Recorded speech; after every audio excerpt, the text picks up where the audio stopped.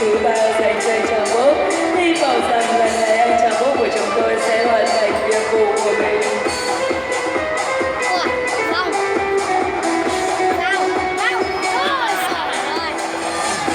Vâng, xem ra ngày hôm nay anh chàng bốp của chúng tôi thiếu may mắn.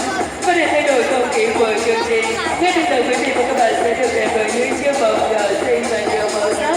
Anh chàng bốp của chúng tôi sẽ gửi tới quý vị và các bạn màn trình diễn ba toán rất là nghệ thuật.